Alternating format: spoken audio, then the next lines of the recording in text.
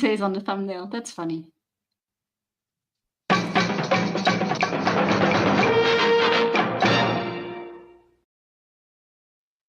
Nobody expects the Spanish Inquisition, and I didn't expect us to be live. And here we are. This is live. how it is, Mephisto. And we're going to talk about a movie that none of us has ever seen. This movie, retroactively speaking, broke my heart when I discovered it was all bullshit. Oh man, look, this is a movie that is not a biopic. It is not a biopic. There's so much bullshit in this movie. Oh my God. And I was it's not all bullshit though. Man, I totally get the spiritual occult around Bruce Lee. And I love the actor. I don't remember his name. Jason Scott love Lee. the actor. And he's definitely does not look like Bruce Lee. No. He nailed him though. He nails. He did a fantastic job. He studied Judo, and in fact, just so people know, he continued studying and is now a certified instructor of Jeet Kune Do, which includes the martial arts aspects of it and the philosophical. And he's taught this to his own kids. And he now, because he gave up on Hollywood, and he now owns a nice little farm. And he takes the Bruce Lee's philosophy into what he does with the farm, you know, and he's done some great interviews. I always felt bad for him because he has made I think he's made some mistakes in his decisions for films that I respect, but I'm like, yeah, you messed up on that. It was definitely a mistake. He had decided that Hollywood wasn't for him at this point, and that's something that needs to be respected. And he's living on this self-sufficient farm now and just enjoying life on Hawaii, which is part of his heritage. He's half Hawaiian, half Chinese. So I totally respect that. Do I think he would have been amazing in those movies? Hell yeah. Well, I will get to those movies in a minute. So I just want to talk about this. Jason Scott Lee has continued his involvement with martial arts after his portrayal of Bruce Lee in The Dragon, the Bruce Lee story. And a breakdown of this is he's continued training. He began training in Jeet Kune Do, Bruce Lee's martial art, for the film, and has continued to practice it regularly ever since. He is a certified instructor. Lee is certified instructor under Jerry Petit, who was a student of Bruce Lee. And that's the one thing. The only schools you will find for Jeet Kune Do have a direct line of connection to each other.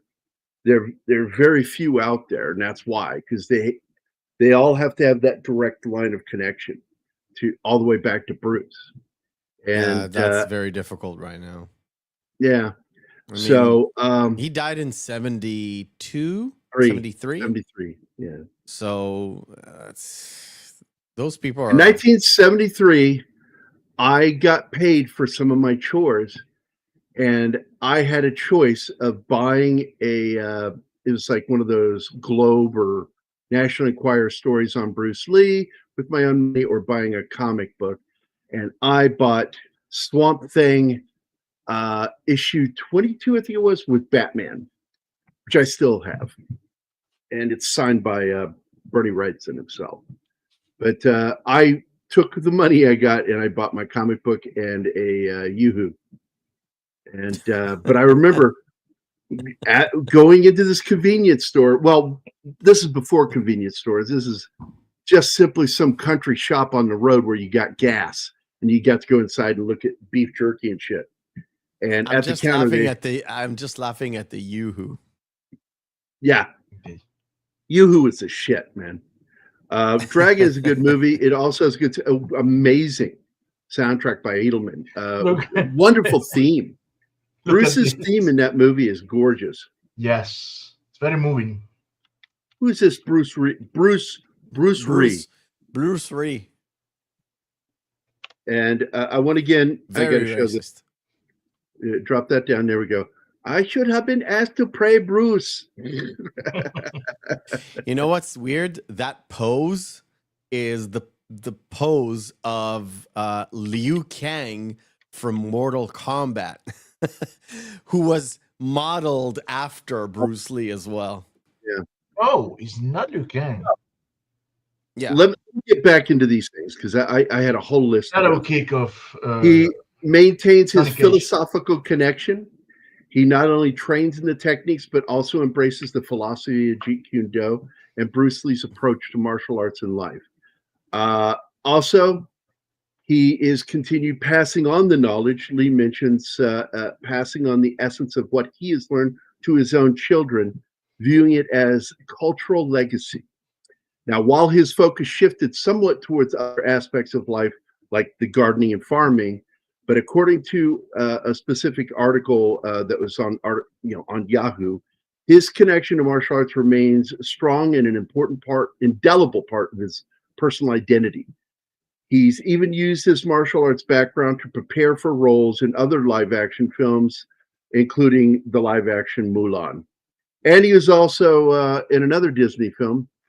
He was in the Disney first live-action version of The Jungle Book. And it was called Rudyard Kipling's The Jungle Book. And he plays clearly an adult Mowgli. But when you watch the movie, great cast, by the way, you realize, oh, this was Disney's attempt at making Tarzan. Because that's really what it is. It's Tarzan. It's Greystoke. It has so many themes in it from Greystoke that's just like really embarrassing. But I still like the movie. I think he did a good job in it. And Lena Headey is in it. She plays Jane Watson. I mean, whatever the character is that she plays that he falls in love with. And then John Cleese is in it. Carrie Elwes is the villain. Same villain from Greystoke of Tarzan that Tarzan ends up beating the shit out of. And then you've got Sam Neill in it. A really great cast, man. He was also in a very, very important movie in movie history. He was the friend of Griff Tannen in Back to the Future 2. Back to the Future. That's right. He played part of the the Back to the Billy Future. Zane role, but not really. He's in that one. He's in a few films coming up in the 80s. But his big break, of course, was this movie. And then he did a film that tanked. And it made me sad because it's a good film. It's not great. It's a good film. Rapa Nui. It's just one of those films that just died. And I feel bad for him because he turned down roles in other movies, too. He turned down Kato in what would have been George Clooney as Brit in The Green Hornet, and it never got made. Technically, he did play Kato. Well, in this movie. Well, that's why. Movie. No, that's why he didn't want to do it. That's why he didn't want to do it. Because he's like, I've done it already. Yeah. I did that already, and I don't want to do that. So he skipped that. That would have been a big hit for him. He turned down the role that another Hawaiian would end up taking, Keanu Reeves, in the movie Speed. He turned that movie down. He turned down one of the lead roles in Mortal Kombat back in the 90s. Liu Kang role. And he turned down the Will Smith part of Independence Day. He should have taken that one. Jesus Christ. Yeah. If I would have turned down and saw all those movies succeed, I was like, yo, fuck this. I'm not doing any good choices. I'm going to just retire. No, he's perfectly fine with his choices. He's happy where he is right now. And kudos yeah, for that. if you listen to him in his interviews, that's exactly what he is. He's he's very zen. He's very zen. He's very centered and very zen, very based. And his martial arts training turned him that way because he immediately embraced the whole philosophy behind that. Sounds that's like why he adapted so well. He trained a couple of months and he was able to do it all so fast because he was diving into it. You guys are all fine and dandy with all the Zen part, but it just sounds like a poor farmer. That's what he sounds like. That's what he wants to be, though. He's very spiritual. It sounds like an old, poor commune hippie. No, I will say that I bet you he has money. Oh, I'm pretty sure he sounds like though. But he Not in sounds like a poor farmer. interviews. Not in interviews he's giving. He's He's exactly very where he wants to proactive. be. He's a very positive person, and I Yeah. like that. When they're You're talking, just selling me on my own shit. That's fine. I'm being cynical and sarcastic. I just went downstairs from stupid shit. I'm not going to bring it up. I just went downstairs for some stupid shit. Let me have this one, okay? He's a you can have it. You can have it. He's a poor Hawaiian farmer. Poor presenting Hawaiian hippie farmer, okay? Yeah, hippie I don't care farmer. if he has money. All Bless right, him. Gambit, because you just did that, you sort of breached. So here you go. It's 6 months you've been looking for the back door. Oh, no! It's never gonna be over between you and me, you get it? I will kill you before I let you leave me. Was she the one that slipped him that sandwich that killed him? No. Allegedly. Allegedly. I believe that the secondary test results were right because you had some serious forensic specialists that looked at the autopsy and really looked at what was going on there. And they believed that what he had was a reaction to one of the additives that you could find in Asia back then with aspirin. There is a secondary drug that's a prescription medication. And they believe that it wasn't the aspirin he reacted to, it was the additive that was in that medication. And he had a reaction to it. And it caused swelling around his brain. Mixed with the dehydration, because he was super dehydrated. And it was ridiculous what he was doing. For a guy who really was all about good health, he was really setting himself up for a time bomb to have something happen. And it's sad. It kind of reminds me, because I know a little bit of the backstory. I probably forgot a lot. There's a whole backstory of the Hong Kong mafia, not the triads essentially. There's a Hong Kong mafia and there's the triads, which is from China. There's a whole point where they backed, I don't remember the name of the producer director, but he worked with him a lot. He worked with Jackie Chan too. I don't remember the name. It's George Chan. I don't remember. So there's a lot of backdoor dealings with the Hong Kong mafia that they've kind of bankrolled a lot of these Hong Kong, specifically Hong Kong movies, from the 70s up to 99, even 2000. And not because they were nefarious per se, but they wanted to launder their money, kind of. And the way to do it is to be an outside investor, and that kind of, they don't really check because it's the movie business, blah, blah, blah. And one of those movies didn't do well, and they didn't quite get their money back, and he had to promise them a lot of stuff. Those are things they followed up through investigation, and they've found nothing. They wouldn't. I wouldn't think that they would find somebody whose apartment he was found in had ties to him too. The woman that was with him was maybe a hooker, escort, maybe a longtime childhood friend from San Francisco, or she had ties to. I don't remember her backstory, but there's a whole other two-way conspiracy theory that she gave him the aspirin and it was laced, and then they couldn't find anything on the aspirin. This is where I got to get into with the actual science. He took Equagesic, okay, and Equagesic is a mixture of aspirin and probominate, and he had a reaction, allergic reaction, an anaphylactic reaction to probominate, and that's what killed him. And this was the final, resolution by forensic experts. So yeah, that fucking killed the shit out of him because he was dehydrating, and it kept making it worse. So really, when it comes down to it, all that other stuff, that subterfuge stuff, they've shown no traction. Law enforcement, nobody found any traction. And what they did find traction is the drug. So not only that, his wife refused any other, like, stop messing with it. I think she said at one point, it really doesn't matter why he died or how it happened.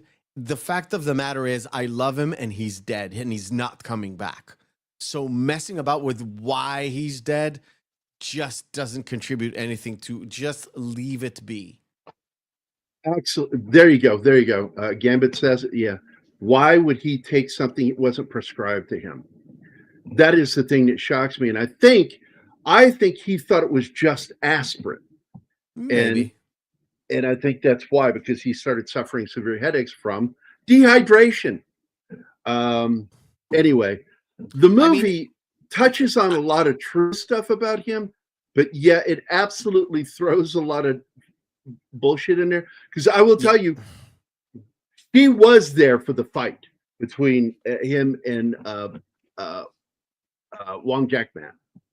She was there. She was one of the witnesses for that fight. In the movie, she was, why didn't you tell me? You know, and it's like, no. She finds out when he's in the hospital. Yeah, and it's also bullshit that he jumped him in the back and broke his back that way. And that's one problem that I have with the movie, that they use. He overtrained one morning. He was doing his morning workout without a warm-up, and he ended up injuring his back. And it was so bad, it was a sciatic issue. It was so bad that the doctors said they don't believe he'll ever fully recover. And he may you're not going to do martial arts. If you're lucky, you'll walk normal again.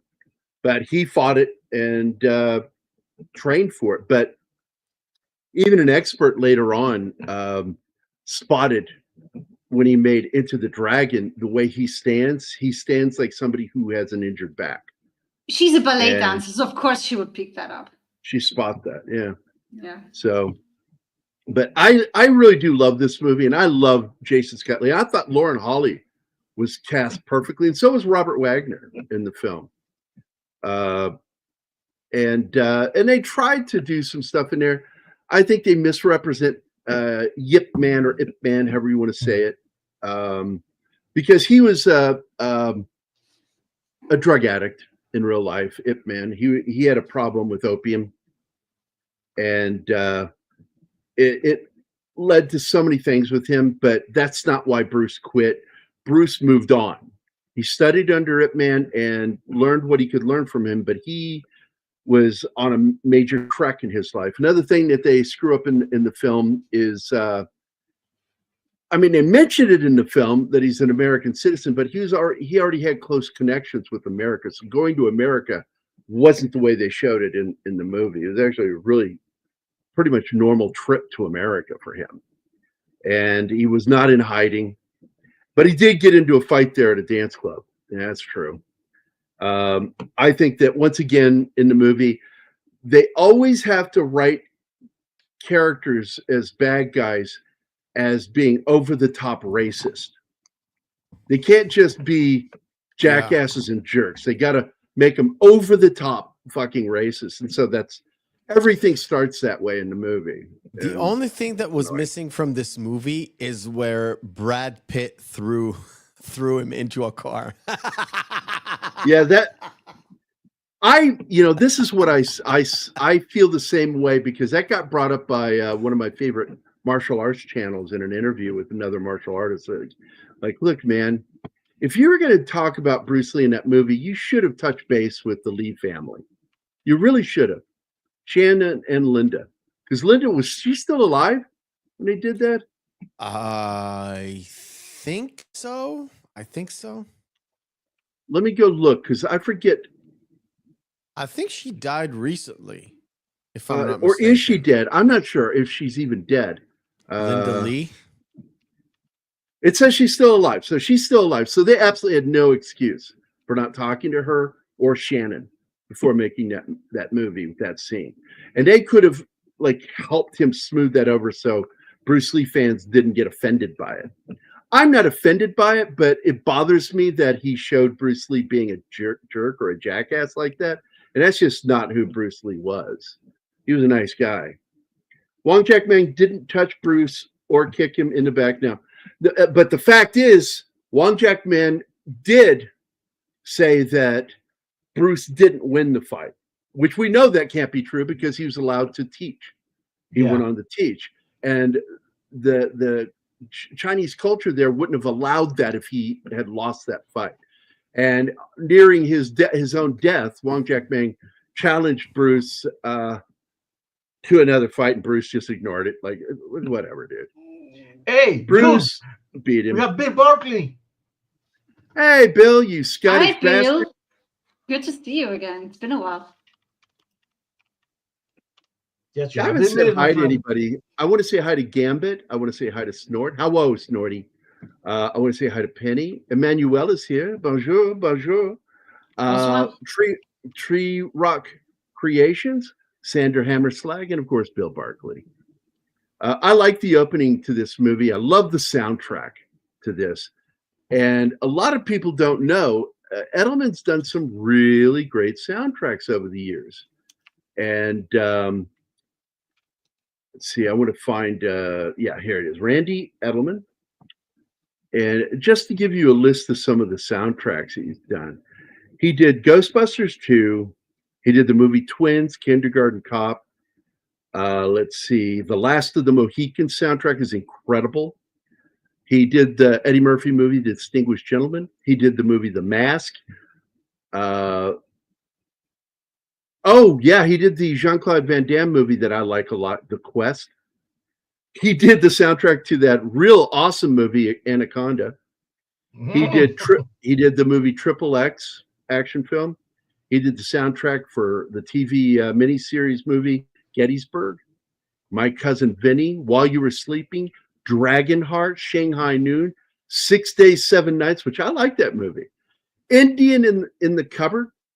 He did Billy Madison, and he did the remake of Angels in the Outfield that came out in 94. I like that movie. I think it's better than the original.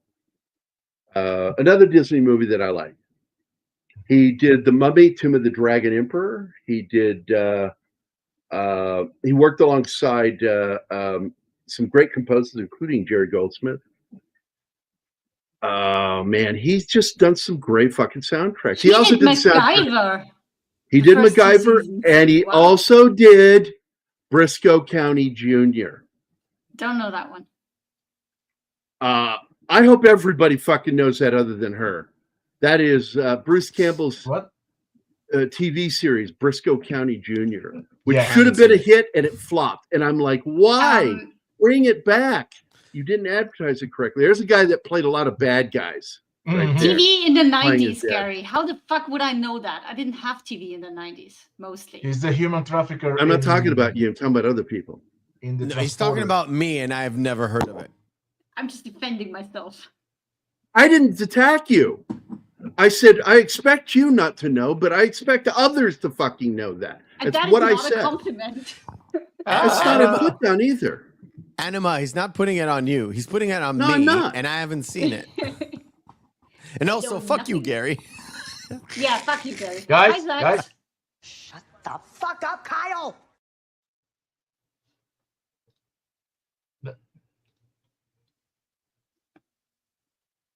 Okay, are you happy? I don't know what that was about. I was. Way to bring the show down, man. Was saying hello to Sax. Whatever. Oh my goodness. Killed the mood. I don't care. What mood? What are you talking about? So, nothing. You haven't seen nothing. We say hi. Nothing. So this is a movie that was shot on a $16 million budget, and it did fairly well in the box office. It made over $63 million. Nice. U.S. I actually thought this one flopped. I've seen it on VHS for the first time. I have not done anything about Briscoe County, bud. I love the fact that they show this this connective thing, that you see him aging while doing the I just forgot it again. The name of the martial art form. Wing Chun. Wing Chun, thank you. Yeah, because it's not just a cool martial art, it's a cool 80s band. Let's Wing Chun tonight. Yeah. Gary, that sounds very Enola Gay. Ah, Oh, no, it's no. not just Why gay. you, man? It's not just gay. It's Enola Gay.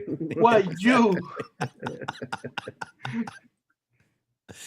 Why, Meth? Why? Now, this again, the fight didn't take place like this, but he did get into a dance hall scrapes, and you can bet some of the scrapes were probably with British sailors because Hong Kong was run by the United Kingdom at the time, so the British Navy was there, and I'm not saying sailors can't be assholes. Anybody in the military can be assholes, but I call bullshit on all the just over the top racist shit.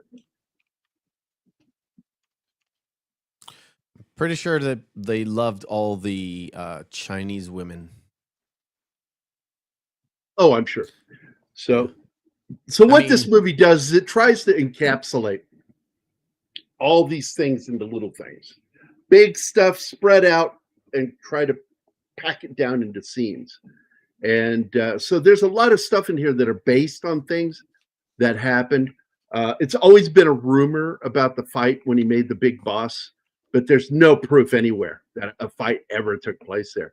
But it is a historical fact that whenever he made films, he would get challenged by other martial artists and he would spar with them and he would knock the shit out of them. But at the same time, he had really good relationships with martial artists and he tended to really kind of pay attention to what they were doing. And he would pick up the things that he liked that they did and introduce that into Jeet Kune Do. Like he had a friendship with Chuck, what's his name? Chuck Norris, long before they made that movie.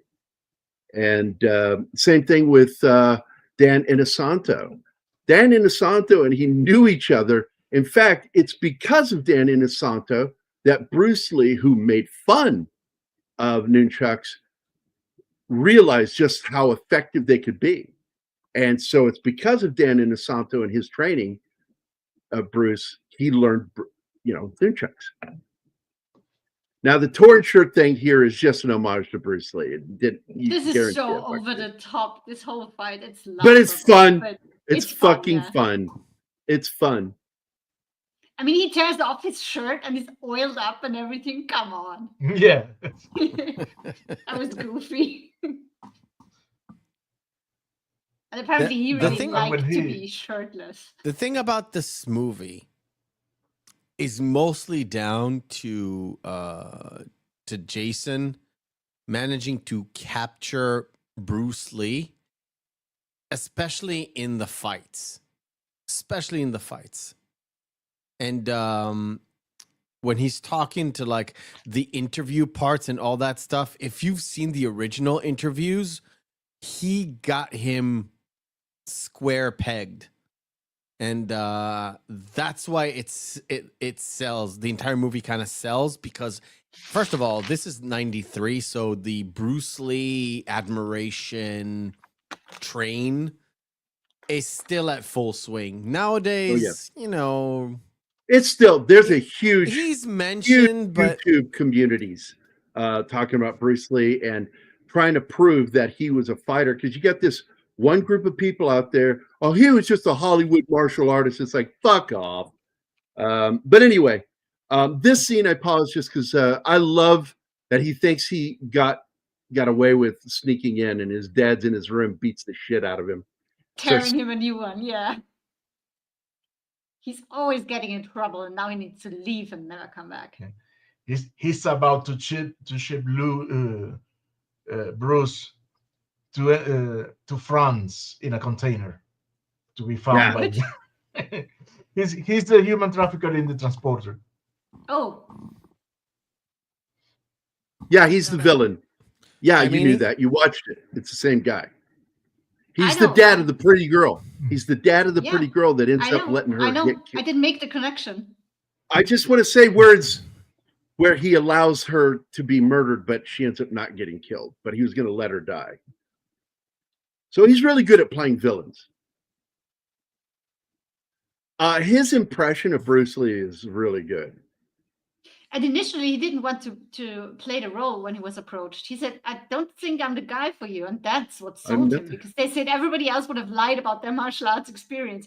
You said, "I don't think I'm the right one." That makes you the right guy. You've got a great body. He says, "Yeah, I have the muscles, but I don't have the everything else you need." Yeah, it's all to show, nothing behind it. And then he The learned to lightning go speed. fast.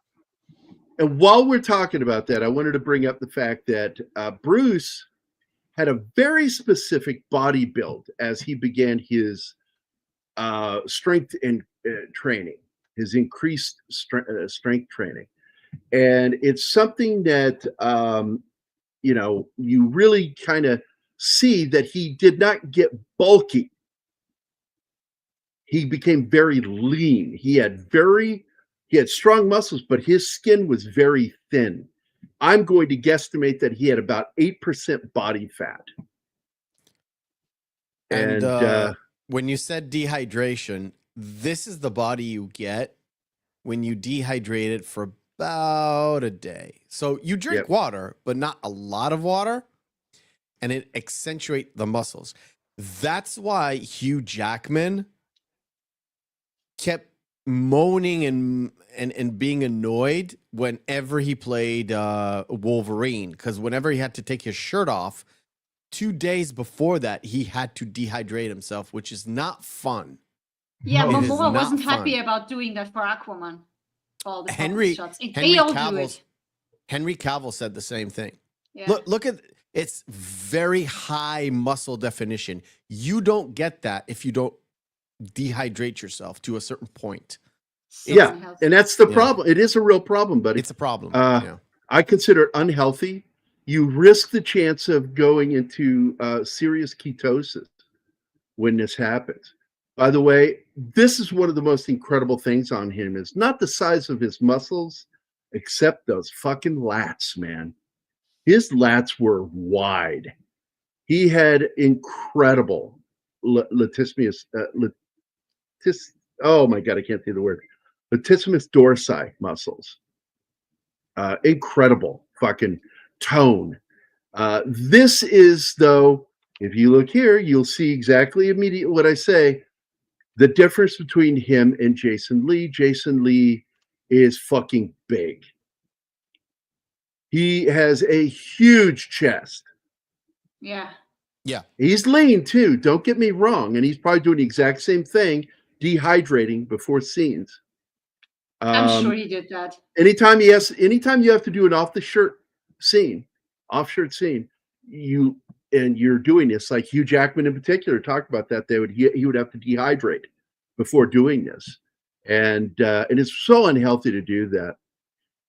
But this guy is actually bulkier than Bruce Lee was. Still, He's also fucking taller. great job in the movie.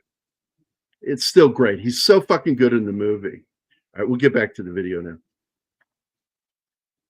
now. This kid is just so impressive in taking on this role. And even though, yes, now I'm going to say the movie's not full of shit. It is, because there's a lot of truth in the film, but it's truth, not fact. And there's a world of difference between truth and fact. Truth is something that you believe to be true. And like Indiana Jones said, if you want truth, go to philosophy school. If you want facts, you're dealing with science. And so this whole thing with the ship, as I recall, this is not how it happened. He did not go over on a boat. No. As I recall, he flew over. Yeah. It's so strange because he didn't start in Hong Kong. He's an American. He's an American citizen. He's American. He's born. They showed that. Born and He was raised born in San Francisco. That's in the movie. It shows his birth certificate. Yeah. But the fact is he's actually an American citizen. Yeah. And I'm certain he still had his passport. Yeah, so, for sure. But the way the movie shows it is he had no idea. His dad kept it secret from him. And that is not true. It's not true. He didn't No. It's not true. By the way, in the film, there's a moment in the film that I felt should have been used as the moment his dad died, and then they wait later in the film for the dad to die. So I'm like, they because should have still saved needed that. him. Because when he has that incident where the demon comes to him and bows to him, that should have been the moment where the demon is letting him know, I'm on you, not your father anymore. He's dead. I thought that was weird. That was weirdly placed. I like this scene a lot too, which is a bunch of bullshit, but it's so much fun. That he's that hot looking dude. So the girl that the cook likes could care less about him. She's into Bruce Lee, which is true. Chicks really dug Bruce Lee. He had a face that didn't look traditionally Chinese. He had a very angled, square jaw, high cheekbones that really stood out. So chicks really dug him. And I love that they threw that in there. His eyes weren't completely, I don't want to say that word, but he didn't have the overly slanted eye. It's not racist I wanted to point that out. People hate it when like it's a word. Slanted means is sideways. Yeah. Yes. They turn up on the ends. They turn up out here. Exactly. It's slightly inward on the it's nose. not quite, yeah. So the thing is this. He was Asian, but he's not quite there in terms of like an American version of it. So yeah, I could get why chicks kind of looked at him as exotic, right? Mm-hmm. And that is one reason why Brandon he didn't want to play him, but also he didn't look Asian enough because he is half American. So it wouldn't have been Brandon didn't look Asian at all. No, and he was right for other reasons too. To take on that mantle of his dad, it's weird. Yeah, especially the way he put it. He said specifically, I want to get this out. He specifically said he felt weird with the idea of him playing his dad, starting a relationship with his mother, meaning he would have to pretend to be Bruce having a relationship with his mom. There's too many layers of weird for him, and I get it. It's not only that, it's the fact that if you look at the movie, there's a point at the end where Bruce kind of looks at the spirit goes onto his son, right? And this is after The Crow, right? Or right around the time The Crow came out. So all right, here you go. Here's the bio term.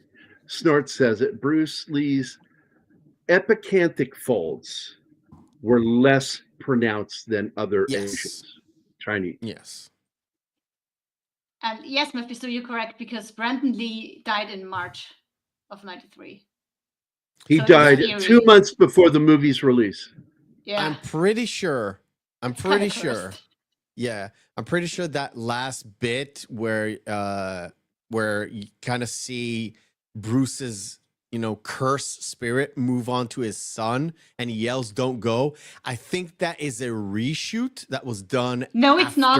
No, it's not. No, that was in the original script. Yeah, that makes it even more creepy. Yeah. In fact, in the movie, he kills the demon. Yeah. Sparing his son. Yeah. Yeah. And sadly, it's no demon. It's just fucking bad luck, because his dad, because they make it sound like his brother died. Bruce Lee's older brother died before him, but that's true. One of them did, and that's why he was named Sky Phoenix, I think was the name, which is typically a name given to girls. But we don't know why that was done, because he had two other siblings, an older brother and one younger than him. And both of them lived to ripe old age. So it's just the whole curse thing is bullshit. It's just bad. The thing about it, it kind of works really well when it comes to a movie, because it's a biopic with no real antagonist, and that cursed spirit is working really well when you're trying to tell a story. There's always I think that's why he created it. The writer director. Yeah, like I said, when you write it, you have to write it where you're not just telling a story. There's something that is sitting right here behind you, on your shoulder, but behind you, so you can't really see it, but it's always on your neck. Kind of, you're feeling it, but you don't know what it is. So, and it's all throughout the movie, there's that sense of dread all the time, because you are telling a story of a guy that essentially died at the prime of his life. Because I'm older than when Bruce Lee died when he was what, 32?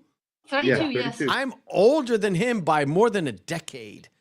Brandon And died he at died 28. in 73. That it's insane to me sometimes. They both died young unnecessarily. Yeah, it's Brandon kind of was even mind-boggling.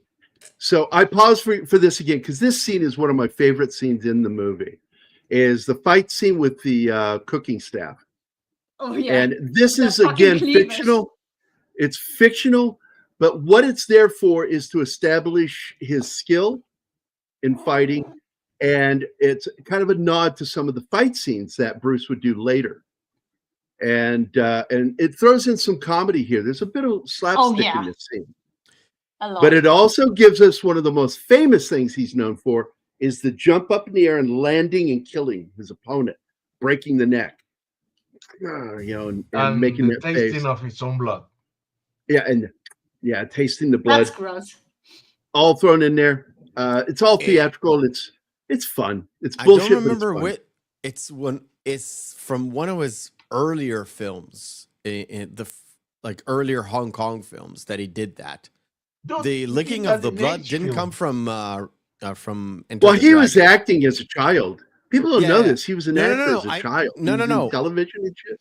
When he moved to Hong Kong and he started to do the, we used to call them karate films. It wasn't kung fu films. It was karate films. No. Well, we called them kung fu films here. Oh, you did? We call them Yeah, karate we do films. too.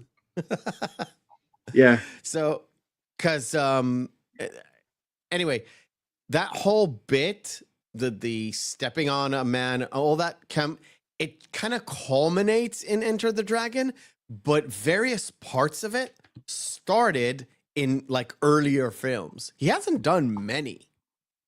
I think he didn't do very many. 5 or 4, including Enter the Dragon. So it kind of builds up to that. Now, in this scene, to simulate the broken neck or bones, he lands on a beer can. That's my favorite part. The guy on the ground is terrified. Oh, he scared the shit out of him right here where he throws the knife and it hits right next to his head. I fucking love this movie. I just fucking love this movie. The fight scenes are great. There's only one scene, because this was some wire work there where he did that upside down thing. They actually did use wire for that. They also used wire on the scene in the ice house during the fake fight scene that took place in the making of the Big Boss. And when he jumps up and does that kick and then comes back down, you can fucking see the wire. They never painted it out. It's right there. Bold, right in the fucking... We need to address this. Yeah. Somebody else played that video. So... Okay, here we go. It's 6 months you've been looking for the back door. Oh, no! It's never gonna be over between you and me. You get it? And that's all you're getting today, that one video. So I blame Brandon's death on the stupid prop gun dude. And I'm going to tell you, it's not his fault. It's not his fault because they shot that scene over the weekend when he wasn't there. They should have never put anything else but there blanks was into no that gun. There was no armorer on hand. And what happened, what happens, like same thing with Rust. They had a dummy round in there. And for some reason, that dummy round broke loose and it rolled into the barrel. And it was a 44 Magnum. And what made this worse than anything was that you have what's called a hot load with those blanks. They double up the gunpowder. in them because they want a big flash, Hollywood flash, because guns, normal load on a gun doesn't often make a flash, and cameras moving so quickly when it's filming, it'll miss the flash. So they put that extra double load in the round, so it really throws some flame out. And sometimes that shit's crazy. Like, remember the movie we watched where Tommy Lee Jones takes Central Park, The Park Is Mine? Yeah. And that guy fired at the beginning, shows that gunfire. It's like, holy shit. That was like a bomb going off.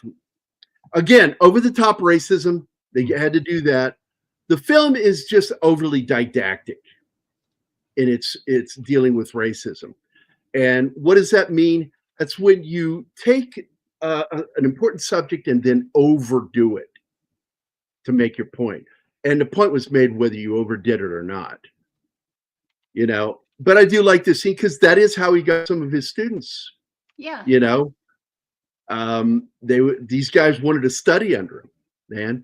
And if you don't recognize him, the one dude that runs up on him to train under him after this fight scene, the guy with the high flat top, that's the sergeant from Band of Brothers. Yeah, and this is the one in Starship Trooper, the one that dies in the training. Yeah. Yep. So this is a really cool scene, showing his skill again. And it's not like stuff like this didn't happen to him. It's just they're sexing it up for the movie. Of course they do. How but things it's so would funny happen when the black dude and the other one approach him after that, and he's like, "Oh, do we go again?" And they're like, "No, we come in peace. Can everybody learn this?" Yeah, it's the black dude teaching.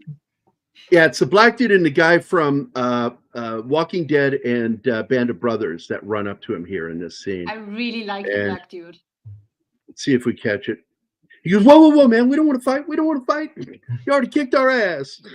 There he is on the right. That's him. This is his first major film. 1993. God, he looks like a kid. It's so funny. A few years later. It's so weird when they go after him for teaching them. It's like against all their philosophy to keep it to themselves and not share it with people who just want to learn. It's such a weird decision that they make. Which is why he stood up against the Chinese council. What, dude? I still remember the dude, the blonde-haired dude from Beverly Hills 90210. I never watched that. The dude from Sharknado. Kid, yeah, dude from Sharknado. Yeah. Yeah. No, this dude. No, this dude was in Beverly Beverly Hills 90210. No. He wasn't the main guy. That's Ian Ziering. He was Ian Ziering's friend in Beverly Hills 90210. I don't know. I don't remember a minute, but okay. That's where cool. I know him from. Didn't know that. Awesome. Yep. He was. If you think that looks like a kid, roll it back a couple of years. He looks way more like a kid. Love this film. I used to have everything Bruce Lee ever made, including his childhood career in film. The film's total bullshit, full of superstition and fake tells, but it was brilliantly done. It's a good story, and I think it honors Bruce Lee, no matter what. Well, but yeah, they went off on so many tangents in this film that it's straight. But I think Lauren Holly was perfect to be cast as Linda because she kind of reminds me of her. Oh, she does. Yeah. I mean, she was playing Jim Carrey's girlfriend, maybe not girlfriend, in Dumb and Dumber. Dumb and Dumber. What a shitty role. That's a shitty roll of the dice. A fantastic movie, but her role in it was really stupid. But, you know, it is what it is. And it shows his school growing. And by the way, they leave so much out of this movie. His relationships with people, from Dan Inosanto to Chuck Norris, to even the film. They mentioned Steve McQueen almost in passing. Hey, what are you doing with Steve McQueen's car? Well, he's got mine. I'm like, okay, that's all we're going to get is Steve McQueen. So many celebrities. By the way, a set before that, couple where you look at them both doing this, it actually mimics a real life photograph of both of them. When I search her name, that is the first photograph you see is him and her in real life on the, I think in their backyard or something, because you see grass on the floor in the house. Doing that, he's just not wearing the full Chinese garb. Right. So that is interesting. I didn't even know. Like I said, when I searched her name right just now, it's awesome. I'm pretty sure they did put a lot of thought in this movie, and the guy who wrote it probably is if he didn't know Bruce, was a huge fan of his. And I think a lot of the sort of conspiracy theory elements in it went into his writing because he's such a fan. Now, Yeah. I don't know, but that's Well, it was that's my impression. The movie was written by Robert Klaus with elements taken from Linda Cadwell Lee and Edward Kamara. Both were lead writers on it, and Linda did help with some of the writing on it. But the fact is, there's so much lore in this movie that it's really hard to call this a biopic because it's really not. No. It's just a really good movie about the lore around Bruce Lee, and it's a fun movie. It's a lot of fun to watch. I told you I enjoyed it back in the day, and it broke my heart not because it didn't tell a true story, because when it came out, it kind of presented itself as a biopic, as a true story. And people forget every good Hollywood movie that is a biopic, it starts off with based on a true story. And you have to realize even really good biopics that are maybe almost 100% are almost always 90% with 10% over drama. Yeah. So that's why it's based. And it's a shame, but it is what it is. Most people's lives, even like rich and famous people, day to day are pretty fucking boring. And yeah, mundane. he was a very not boring, grounded, but mundane. Yeah. Bruce Lee was very grounded. He did not believe in superstition. Yeah.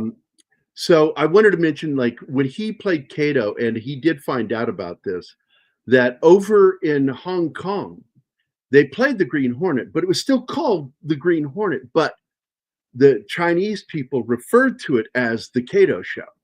Yes. Because that's why they were watching. And he really did become a superstar in Hong Kong because of that show. But it wasn't like he wasn't already acting. This movie, I love this movie. I fucking love this movie to this day. It's a beautiful movie, but that fucking Mickey Rooney playing the Japanese manager of this apartment just irks me whenever I see it. I'm so annoyed by the over-the-top performance that he does. And I'm glad they used that scene in this movie to be what upsets him in front of Linda. But this scene this is a didactic moment in the movie because this didn't happen this way. But they needed to show how she saw firsthand how he felt about Asian cinema and representation of Asians in cinema. And so they threw this movie in there as a great way to show that she's laughing. You see her, she's laughing and enjoying the movie. And then she turns and looks at him. And then she realizes, oh my God, I'm a part of the problem. That I'm laughing at this and letting it go. You know what? They built that in the story because first of all, it's multifaceted. First of all, he was responsible of actually, we'll call it improving the perception of Asians in American films and TV as well. And because of Green Hornet, but they had to sort of show the racism where it starts in Hong Kong, then it continues in the college, and then you see it in the movie, sort of an escalation, or not an escalation, sort of a building up to him during the Green Hornet, but it also serves as a story element to kind of show you how disappointed he was that he couldn't get the kung fu role, and it went to a white guy, essentially. Oh, white guy, exactly. But the real story about kung fu is they never thought to cast Bruce Lee at all. Not because he's Asian, because they didn't know who the fuck he was. Yeah, Bill Krieger in the film is played by Robert Wagner, and I'm not sure if that's the real guy's name, the producer. I need to look it up real quick because yeah, I guess it is. Bill Krieger played a significant role in the development of Kung Fu television series. He did get the idea from Bruce, and it's true, which is why what was Bruce's idea became that new show that's on, I think it's HBO or is it Cinemax? Martin. What? The story, oh my gosh. Fuck, I thought this was something you would know. I didn't hear the question, so The TV series.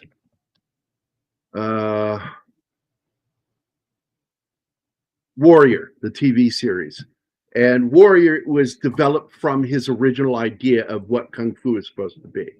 But they went over the top with it again because the only way they can show racism is to show it over the top. So first thing he deals with and fights this fucking guy that's working there at the docks, an Irishman. And I got to tell you something, the Irish were fucking treated like shit in America when that was going on. So it's just really fucking ironic they did that. And I didn't like the TV series because I think it misrepresents racism. It shows false racism, shows it in a false light, instead of how ingrained it was into parts of culture, you know, and how people would use terms and not even know it was racist. They had no idea. They would just say things because everybody was saying it, you know, and that was the thing. And it only took 20 years, but if you roll back the clock 20 years before that, in Blazing Saddles, we're willing to take the Asians and the blacks, but we're not taking the Irish. That is exactly the point. Exactly the point. Yep. So I love when they buy this place because he opened a school there. And he used the money wisely that he had, very smartly. He was a very shrewd businessman. Bill Barkley. What did he say? Just read the comment. I bet there's no Scottish in this movie. What is this Scottish hate I see here? Hey, we're going to be talking about it tomorrow, though, Bill. I hope you're there. We're going to be talking about the film From Russia with Love. And part of that film was shot in Scotland because they couldn't use the waters around Turkey because they were too choppy. They weren't able to do the water stunts they needed to do. So they had to find a new location, and the waters they found were off Scotland.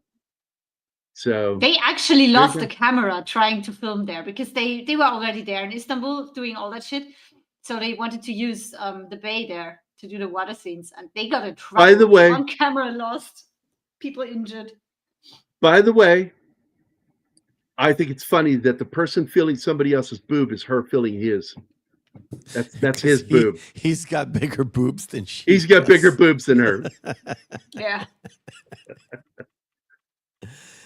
Not that it matters. She's got a great face, by the way. Lauren Holly? Oh, she's gorgeous. I've always liked her as an actor. I don't think she got the career she deserved. But yeah, I like the scene where you see Kung Fu on TV and him not happy about it. Oh, yeah. Yeah. And then Bill Krieger would reapproach him later. And they make it look like they weren't friends. Really, it was the network executives that made the decisions that chose not to work with him. And it wasn't Bill Krieger. So Bill Krieger and he never lost their friendship. And he's the one who garnered the deal for Enter the Dragon to be a co-op production, U.S.-Chinese production. And God, that would have launched his career into the stratosphere, and he had to die. I would have loved to have seen Game of Death finished. Yeah. And that's supposed to be Ip Man there when he goes back and visits, and they do a little Wing Chun. He does some quick things, and you'll see it in there. Sticky hands, which is something we learned in Kaju Kimbo. And Kaju Kimbo took a nod from Jeet Kune Do in the fact that it's the same thing. It took all the best from the martial arts because it's named Kaju Kimbo. Ka, karate, judo, kin from Kimpo, and bo, meaning traditional gung fu. And so Kaju Kimbo. And it's a great martial art form. And the man who dislocated my shoulder is the father of the actor who is in Brotherhood of the Wolf. And he's also in the TV series The Crow. And his dad was one of my teachers. He was my Sigo in Kaju Kimbo. And he was one of the actors that was sought after to play Bruce Lee back in the late 70s, going into the 80s. But by the time the 90s hit, he had gotten too old. He was in his 40s. He was too old to play it. And so they had to start looking for other actors. But Al Dacascos, and his son is Mark Dacascos. And I knew Mark. Mark's like 2 years younger than me. And I watched him get the shit kicked out of him one day by his dad, Al Dacascos. And so it's a great form. If you've never heard of it, Kaju Kimbo, if you want to learn a martial art form that's designed specifically for close quarter combat, that's one of them.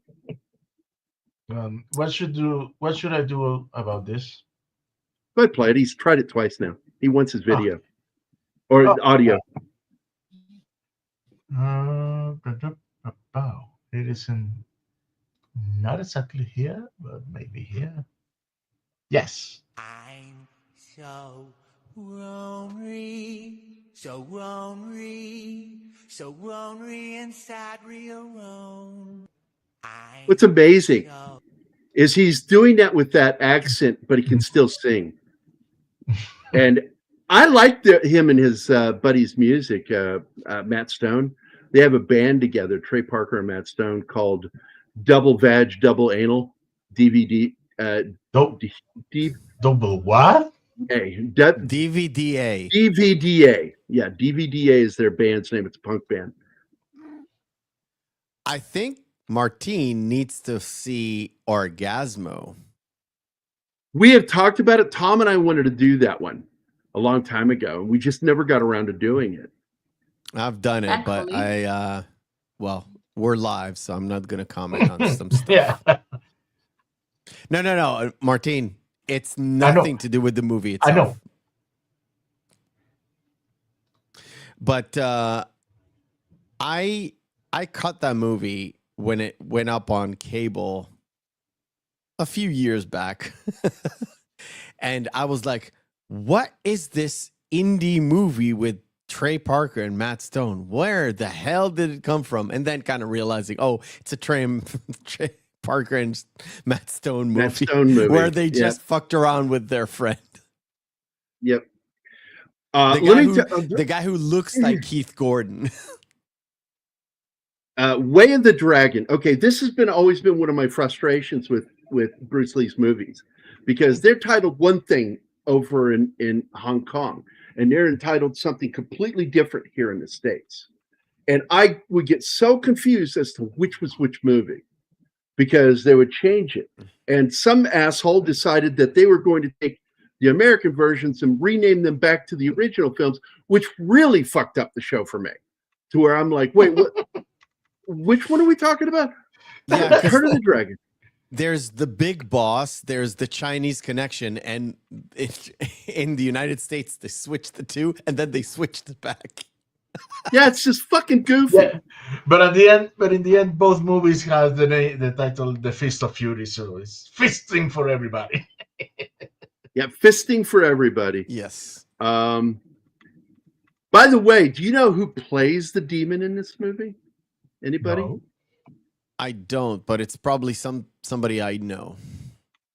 It's somebody I've talked about multiple times. In fact, I just talked about him Bolo?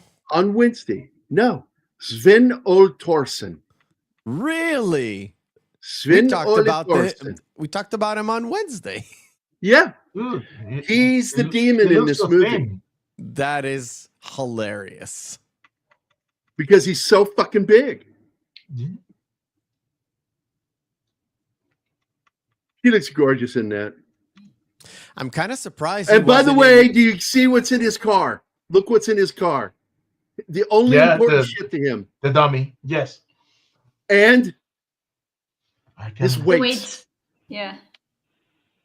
He put them in, Oh, those are fully weights? stacked on the barbell, and just stuck into the car with the barbell sticking up with the weights on it. I just think that's funny as shit. That's fucking funny to me.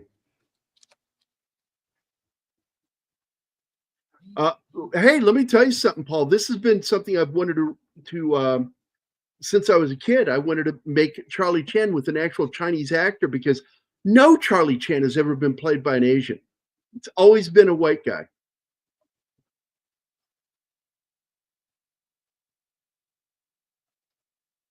And yes, he did play Charlie Chan before Poirot. But to date, all the Charlie Chan actors were white guys. Now, the sons were Asian and other characters were Asian, but no, they had to take a white guy to play him. This dude, I don't know if he's based on reality or not. I don't know who he's supposed to be. But I fucking love this character in the movie.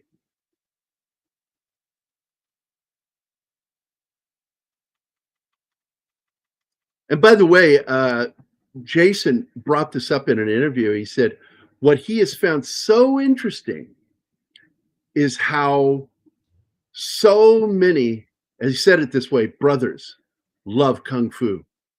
Oh, yeah. He says, I've met so many black guys that just love the movie and love Kung Fu.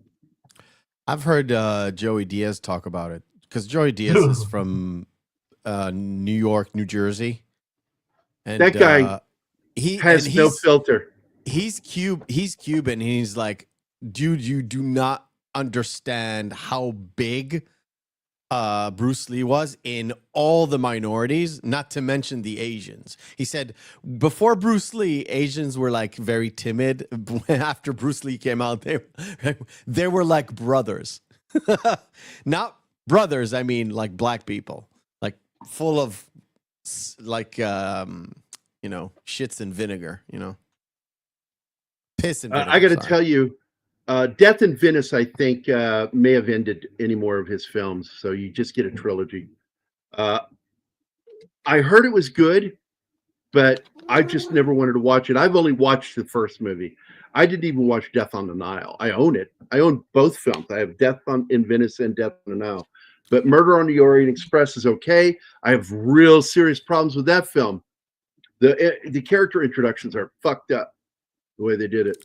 I've heard Death in Venice is pretty good, though. That's what I heard, too. I have it on my PC. I have the file on my PC, but I haven't watched it yet. I preferred the English actor that played him in the TV series. He is the most accurate Poirot, but I will tell you this. She was still alive. Agatha Christie was still alive with the first version of Murder on the Orient Express with Albert Finney. And even though she hated his mustache, she thought he was a very book accurate Poirot. Mine has always been Peter Ustinov. My favorite. A lot of people do. He's my favorite. Murder on the Nile. Or Death on the Nile. And hold on. With the one that's what's the other one he did? Murder Under the Sun. That's my favorite movie of all of it. That takes place in America. Yeah, on New Jersey beach. Yeah. That was a really good book, too. It's not a New Jersey beach. I thought it was New Jersey. No. It's some island. It's not New Jersey. It's not in America. I don't remember where it is. But it's with Americans. It's I'm gonna check because I could have sworn it took place in America. I'm pretty sure the main antagonist. I don't want to say because people haven't seen that movie in a while. Is the French actress? She's been in a lot of Truffaut movies. I keep forgetting. And I did not know she was French because she played off as an American real well. She did not have a French accent. Where's her name? I'll tell you in a second. You keep on going. All right, this is bullshit. He did have to meet Wong Mang Jack. He did have to fight him in order to be allowed to teach. But that guy doesn't look anything like Wong. In fact, his giant fucking brother there looks more like Wong Man Jack than he does. I have a picture of him. Hold on. Let me find it for you guys. Jane Birkin, by the way. Jane Birkin is the name of the actress. Very famous French actress. His long Here you hair go. is bullshit. He did not. This have is long hair. the real Wong Man Jack. He had short hair. And he did traditional gung fu, which means he did long arm gung fu. And you can see that with the crane stance he's doing there. So there's another picture I wanted to share with you guys that I like a lot. It's a picture of an early picture of the family. There we go. This is really nice. That's Linda, Brandon, and Bruce.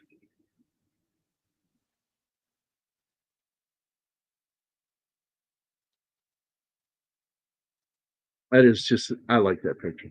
It's a good picture.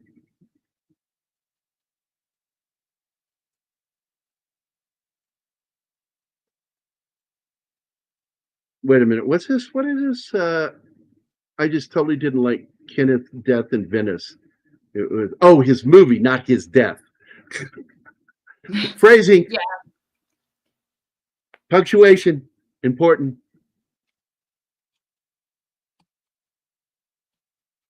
I prefer him as the Dutch detective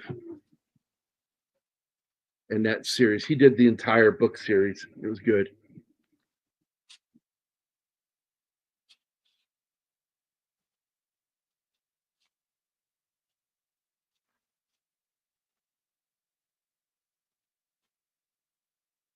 Oh, and Je t'aime.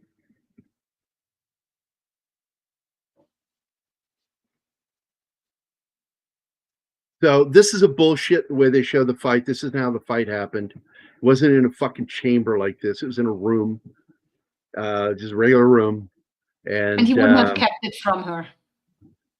And she was there. She was one of the witnesses. It's in her book that she witnessed this fight. And she's the one, when Wong Jack Man came forward and made allegations later, she was the one. Bruce wouldn't bother with him. She's the one who stood up and defended him, going, no. He won that fight, fair and square. Yeah, but he It made was himself decided. believe it. I think until his death that he won against Bruce Lee. He was deluded about that one. And this movie turns Wong Jack Man into a villain in the movie when he really wasn't. He was a nice guy, little delusional, but he was a nice guy. And they only had one fight. There's not a second fight. That's bullshit. That was another instructor, which I showed that instructor to Anima the other day, because there's some old bad footage showing them sparring and showing him explaining the 1-inch punch to this teacher. And that teacher's so full of shit. He's also another delusional one, saying that, I blocked all of Bruce's swings. And it's like, no, the film shows you didn't block a fucking thing. The film doesn't lie. Well, the reason why they have them go into a second fight is just to show how he refused to acknowledge that Bruce won that fight. Yeah. And so supposedly Bruce was discriminated against in Hong Kong as he was not pure Chinese blood. His mother was Eurasian or European and Jewish descent. I don't know. They don't show his mother in the movie. I think that's interesting that they don't show his mom. But his mom was Asian, and she's the one who named him.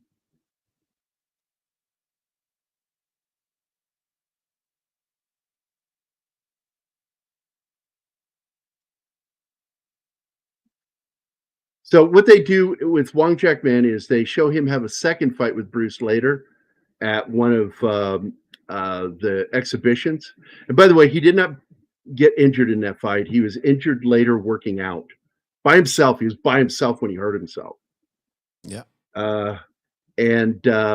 But they show this bullshit fight between him, the second fight between him and Wong Jack-man. Bullshit, never happened. Shows him beat him in under 60 seconds. And then when you see the attack while he's making the movie The Big Boss, that is Wong Jack-man's brother in the movie. A lot of people didn't catch that. And it surprised me. I'm like, yeah, it's what you see him through the movie. Both you see him there at the first fight in particular. Wallander. Yeah, that's the one I was talking about. Wallander. Swedish? All right, fine. Fuck it. I've done a lot of different the back styles. door again. Give him the video. Today. You don't have to do the video again. It's fine. It's on screen. No, it's a rule. It's 6 months you've been looking Yeah. for the back door. Oh no! It's never gonna be over. There you go. And And it is literally perfect timing. Yeah. You're such a crowd pleaser, Gary. Yeah, I am. I love my Dude, audience. I love my We chat. got excited yesterday when we watched the movie and came to that scene. Because we were both like, By the way- that story. Makes it Yeah. It's like, yes, we got a clip. Yeah. By we the way, did that. hi, Lost for Words. I didn't say hi to you. I apologize. Paul says is here. Hi, Paul. Is And Paul Helen you? Place is here too. Paul is here. No. So hi to all you guys. Happy I've Friday. done a lot of the styles and I found Chinese to be the best because it flows. It's faster. Right there. You see. Well, my problem with like karate in particular is it follows the tradition of block punch, which is like in Kaju Kimbo. We took karate moves, but we turned blocks into strikes because if you can block something, you can throw a strike. So you actually strike the arm instead of blocking it.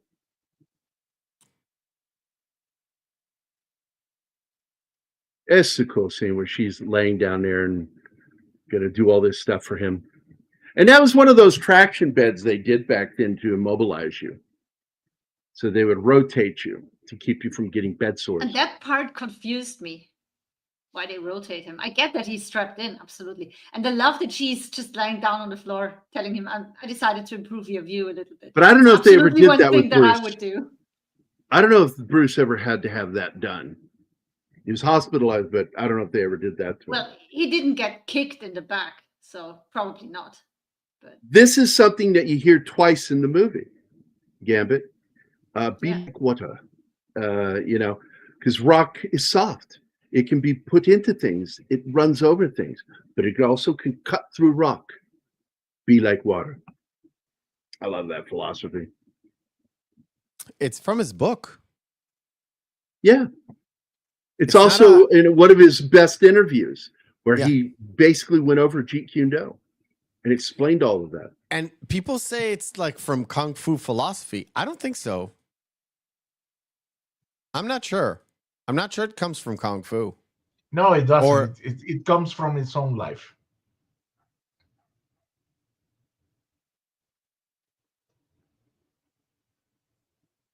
I do like when he says, "Hello, ladies," and he pops a wheelie in the wheelchair. well, Martin, you know what to do. Kill it. Yes, I've killed with this one too today. Yes. Oh, nice. Fucking bots. But And this again, is cheekier than others. This one wants to be on the panel. Bruce Lee was not superstitious in any way, shape, or form, but it's in there because he's fearing that it is, the curse from his dad, bullshit, whatever. No, I'm not Wade. We just have an overflow of them today. And yours was lazy. we're only That was playing- not. Wade's is always lazy. He does not Yeah. put any effort That's into not it. video worthy. Here's the I love Wade. I love him. I know, yeah, he but does his not breeches put forth suck. any effort. You need to earn your video, right? I've not watched it. I haven't, and I've been wanting to watch it. Yeah, we said we were going to watch that one. I was told that the ending was a letdown. The whole concept. I mean, there's no way they can match the first one with what I saw in the trailer. No, it can't. Well, I mean, they died young. That's about the only thing similar. Bruce died from a reaction to a medication that he shouldn't have been given, and Brandon was accidentally shot by an actor. And that actor, it broke that actor. That he's the one who pulled that trigger. I was gonna say before, first time I've seen Brandon Lee was in Big Trouble in Little Tokyo or something like that. We did a movie with Dolph Lundgren. And I didn't know Dolph was a real karate master. Oh, yeah. It's a fun little sort of like end of 80s, start of 90s movie. And I didn't know Brandon Lee was Bruce Lee's kid until somebody told me. I just liked him as an actor. I thought it was cool. I enjoyed 2 of his movies that he got to be in. There's this one I bought, just awful. The laser in the title, Ernest Borgnine's in it. It's awful. Terrible movie. Not his fault. And I like that Bruce is the olive branch in this story with the mother. Brandon. Her,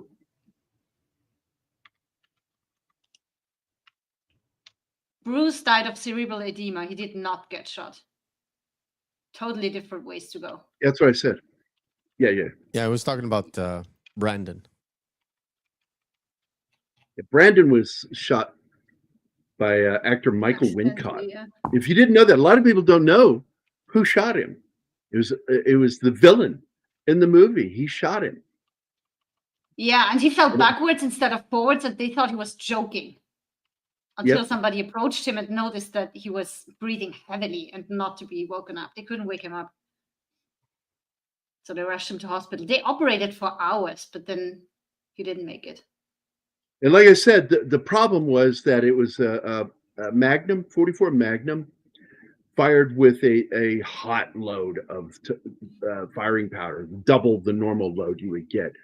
So good God, man. So, Gary, are you saying that the 44 Magnum is the most powerful handgun in the world? Well, in reality, at the time, it was. I do believe that the 50 cal ACP is beat it eventually. Ben Masger is here. Now, this is at the Parker event, which is true. He did go to a lot of Parker's events and other exhibitions, and he went there to do exhibitions. That's what he was there for, to teach and show his technique. But they did not just boo him like this. That's ridiculous. It didn't happen. The people that went to these events were a little more well-behaved than that. Yeah, and can blow a man's head clean off. And seeing that this, with all the action, with everything that happened, I can't remember. Or how does he say this? I sort of lost count. Did I fire 5 shots or 6 shots? And all the excitement, I sort of lost count. You just got to ask yourself one thing. Do you think you're lucky? Do you, punk? I fucking love that. I love how... Arnold forgot how many shots he fired. He fired 12 of them. Belushi fired 13. Lundgren also has a master's degree in chemical. Yeah, we talked about this just like, what was it, a week ago? No. 2 weeks ago? He has a PhD in chemical engineering. He's got masters and PhDs. He's an actual scientist. Unlike, what's his name? Bill, what's his Bill name? Nye. Bill Nye? Bill Nye. Yeah. Bill Nye's a fuckhead. Oh, he's a joke. So is Fucking asshole. it's like Neil deGrasse Tyson. So what is the real physicist? I'm like going, he's never done research. He's never written a paper. What he's really good at is reading other people's stuff and explaining it to people. So he's a really good mouthpiece for physics. But what he's not is a very good scientist. And I don't listen to anything he fucking says about anything. And he puts himself up there with people like Carl Sagan, who was an No. actual physicist that He doesn't wrote amount to, as a hobby with his wife. he does not amount to a pimple on Carl Sagan's ass after he died. I lost fuck so much Neil respect deGrasse for Neil deGrasse Tyson. Tyson because I loved him. Ditto.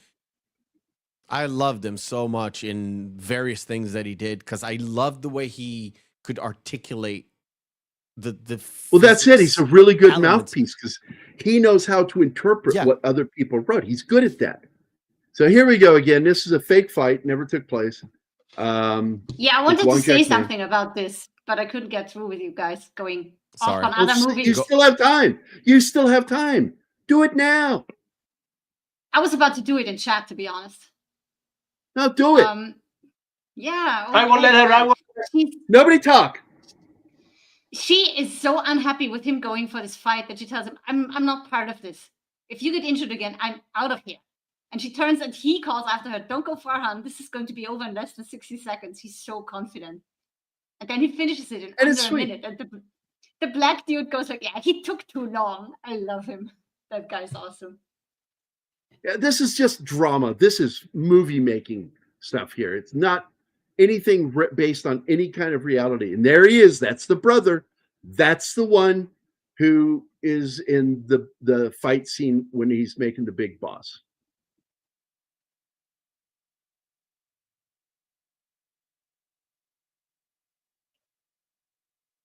And I hated that he kicks him again in the back. That was so. Now, the one thing they also show him doing here is he does a lot of hopping around. Bruce Lee actually didn't do that in Exhibition. He actually took certain stances and typical fighting stances in martial arts. That was really pulled from Steve McQueen told Bruce to forget acting. If that's true, I don't know if that's true, but I know that they were friends. It was sort of like Bruce Lee envied Steve McQueen because he was an actor. Steve McQueen envied Bruce Lee for knowing how to kick people in the head for real. That's why they were good friends, because they were kind of opposite to each other. Because Steve McQueen was a great actor, because he just wore his emotions on his sleeve. That's why made him so great. Bruce Lee did not. Bruce Lee was very reserved as an actor. And only when they made him out to be this amazing guy, then they kind of draw him out of it. But yeah, now, I get what Steve McQueen said. Steve McQueen was one of his students. James Coburn was one. Another one that was in the movie Game of Death is Kareem Abdul-Jabbar, was a student of his. What's his name? Oh my God, he studied under him for a bit. John Saxon studied from him, and any other martial artist that he ever sparred with studied what he was teaching and listened to him. And Jackie Chan, by the way, is in 2 movies with Bruce Lee, and he got the shit knocked out of him in the bow staff scene. He actually hits him. He finished the scene, by the way. Both of them finished the scene. Bruce never lost the cool, but the minute they called cut, he was like, "Oh man, are you okay? I am so sorry." And going over to him, Jackie Chan's like rubbing his head, like, "Yeah, I'm okay. I'm okay." Do you remember like old Jackie Chan movies? They always end with showing you all the bloopers where he got the shit knocked out of him. Yeah, broke his ankle and shit. Jesus God. Christ. He almost got Man. killed doing that Indiana Jones movie he did when he fell out of that tree. And he got a permanent hole in his skull that if it ever gets hit, it'll fucking Dude, kill him. there's a movie where he's on the edge of a bus and they take a turn and he gets thrown out and they finish the scene and then they just rush to this guy and he gets up and he's like full of dust. He got burned. And blood. Same movie. Yeah. The same movie where he goes down that pole with all those lights. That's the same movie. And he got hurt doing that too. By the way, this is so funny. Because one thing they fuck up in this movie is the haircuts of the time. Because the guy that played Britt Reed in this actually had really short hair. Did not have long hair. He had short, typical 60s hair. But this is a kind of a nod to both what he did on the set of playing Kato, as Green well Hornet. as the scene that he did with James Garner in Marlowe, where he jumps and kicks the fucking light. And that was in Marlowe. But they show it in this, and I fucking love it because this is sort of an homage to him in Hollywood. By the Never way, doing what he was supposed to. by the way, we have to address this. And Sander, you are limited to one Bacalaca Street video per show. stream. Yeah. But we haven't given it to him yet. We haven't given it to him Yes. yet. No. I'm Finally looking for give it to him now. Do it now. If I can find it. Oh my goodness, I don't see what it is. All that intro and you don't have it. Oh, we do have it. It's just that it's either in the main studio or in the other studio. And it looks like there it is. Hit it. Run it, please. If you found it, run it because I haven't. I've got 5 terrace going southeast on Bakalakadaka Street. There you go, Sandra. Wagner was really good. He's not a very big actor in this movie, but he's so good. And the fact is, he's not the villain in that story of Kung Fu. By the way, that's a great shot there of. I do believe that's Warner Studios because Warner Studios, it's either that or Fox, but I do believe this is Warner Studios, and that is the same building used in the Batman TV series because that was the building used as the police headquarters where the commissioner was. But this is kind of a cool moment, walking through the fake streets, talking about Kung Fu. You can expect to see Zulu running from the cult of... oh man, how was the computer called? I remember the cult. I can't remember the name either. And that's the set right there. That's this right there. That's that corner that was used for Landru episode. When he's looking out the window, that's the end of the street they're looking at through the window in that episode of Star Trek. That's the same street from Chinatown? Porter. No. Come on. Not Porter. Payback. Oh, they did film some stuff on the back lot. The same street corner as Payback. Yep. When they did the pickup shots for that movie, they had to do some reshoots. They used the back lot. Yeah, for sure. And you could always tell you're on the back lot because instead of a street going on for miles, it always turns. I wouldn't be surprised if that specific corner that we saw just there was in episodes of Lois and Clark. I would be surprised either. By the way, this is a great scene. This is where he pulls up in Steve McQueen's car and she goes, "Why are you in Steve McQueen's car?" Because Steve McQueen in mine.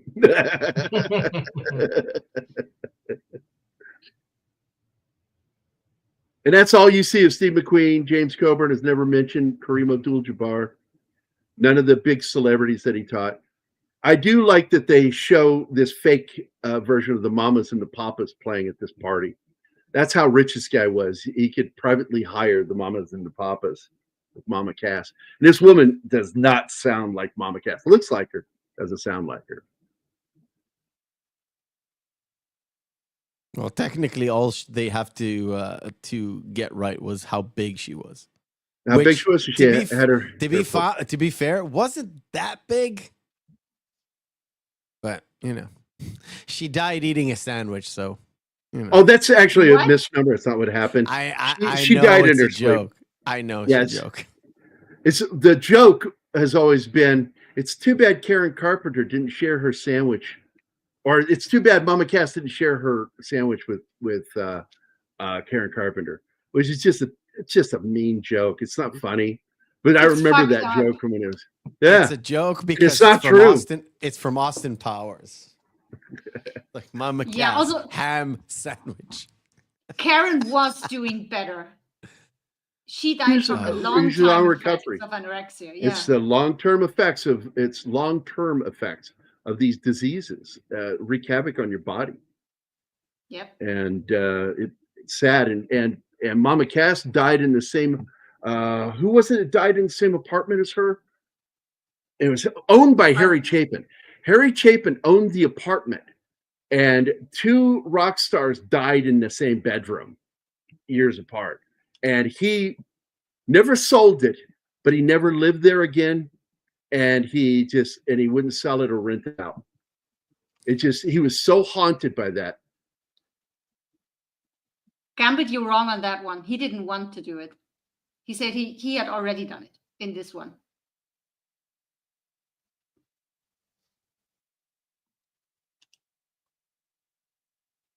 No, he's talking about Bruce, not about Jason. Oh. Keith Moon died in the same apartment as Mama Cass. And true story. That's not like a myth. That is a fact. Owned by Harry Chapin. Yeah, this pissed him off. Like I said, I'm not sure it's actually true that they stole the idea from Bruce and all that stuff. Well, I think it was his idea that he did pitch them, but they went off and did the exact thing that he said he wanted to do. They did the same thing. It was like an Eastern, Old West Eastern. Get it? All I know is that they did not plan on casting Bruce whatsoever. Like he wasn't I don't even think there ever a was thought about the cast.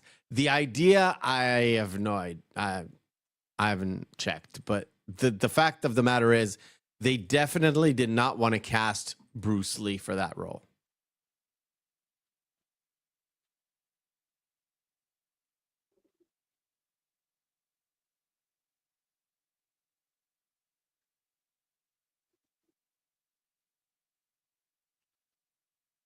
Oh man, I just hope that didn't happen that way. That just the same day he's being pissed off because of the show he received this news.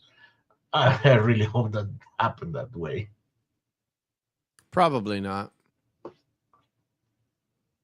And that's the point with this movie. This movie is very entertaining, especially because it is supposed to be a biopic, but it's very overly dramatic. There's a lot of stuff in it that did not happen as it was in real life, just to emphasize the drama. And it's really a shame. It's really a shame. Everything that I've read, it says that because it's a fun movie. He did have an idea for a series. I don't know if he ever pitched it to anybody. I don't know. But I do know that he auditioned for Kung Fu and was rejected. That's what I said. They did not even think about casting him whatsoever. And I'm pretty sure maybe he had the idea or maybe he developed it. But in Hollywood, if it's not down to paper, yeah, if you don't have a signature on it, you've got no deal. And I think today they're much more careful, both in the music business and in the film business, that people don't send stuff directly to like producers or casting agents, just in case they not without representation. Just in case, right?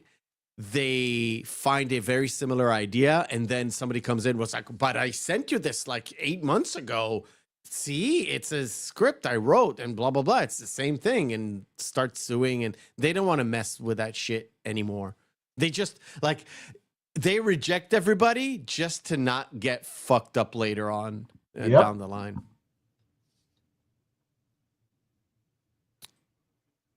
And by the way, there is no proof, that's why I paused it here, that Bruce ever met back up with Ip Man. There's no record of it. This is in there for dramatic purposes. Like a lot of stuff they put in there.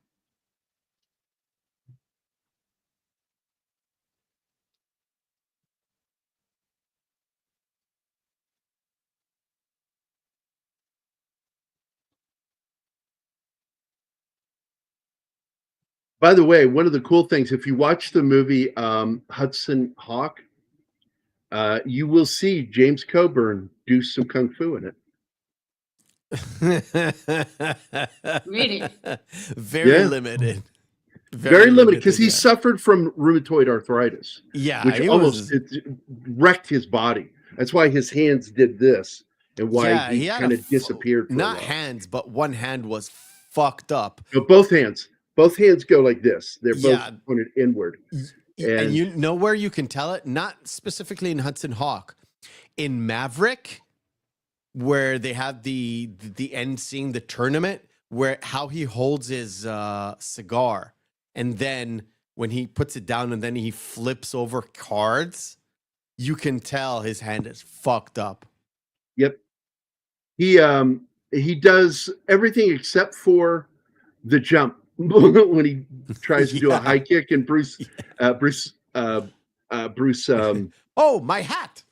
The star. Yeah, he jumps down to get his hat, and he goes flying off the castle. That's so fucking funny. I love that movie. I love that movie too. Have you covered it on the show? Yeah, I don't mind it though, because I want to do revisiting episodes where we can go back over movies that we really love talking about. And Hudson Hawk's one of those films. I may have been on the show. Now that you I might think very about well it. have been. I need to check. Now, this is the scene where you can see the wire work. And I mean, they didn't do anything to even like Photoshop it out. Because Photoshop was around at this time. Created by some of the folks at Industrial Light and Magic. Yeah. Photoshop started in 93, 94. Oh, I love this scene. And it was available to Hollywood people. That's who were using He it. almost kills the dude, and then he goes to rip the film out of the camera, and the director is freaking out. Like, what are you doing? That was the best fight scene ever filmed. I love that. And of course, this is based off of a rumor, and it was supposedly it was a Thai boxer. But this is Wong Jack-man's brother in the movie. Yeah. Oh, I didn't get to finish that. What was that last one? I wasn't on the show, by the way. Longstreet. Yes, he was in a few episodes of Longstreet. He was the main character's teacher. James Franciscus. And Franciscus was another actor who studied under Bruce Lee. I love that show. I love that show. He was a blind attorney. Like Daredevil? Sounds like Daredevil to me. Yeah, right? Imagine being a blind attorney there's and no have to outlive all the Daredevil jokes around you. Oh my god. I mean, there's no real originality. It's how you rearrange things. But yeah.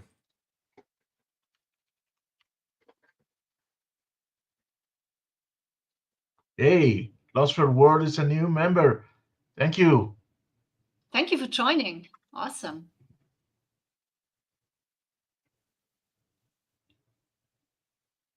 See? It's because of my pretty face.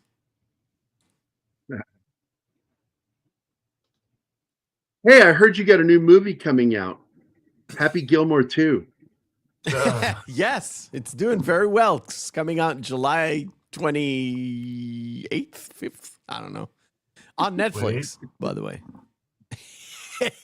We got Shooter McGavin back on. It's all good. I love that. I love Chris. He's a great fucking actor. I know. And He's been saddled with pretty shitty roles throughout the years. oh man, Yeah. but he's in some great ones. Like I love him in that movie, Happy Gilmore, and I love him in the movie with Norm Macdonald, Dirty Words. Oh yeah, yeah. He says, "Does he have Wait. his hand up that dog's ass?" Wait, we have to give Lost for a video, and here we go. Pudding? No, thank you, sir. I swear to God, one day I'm going to delete that. It's so fucking gross.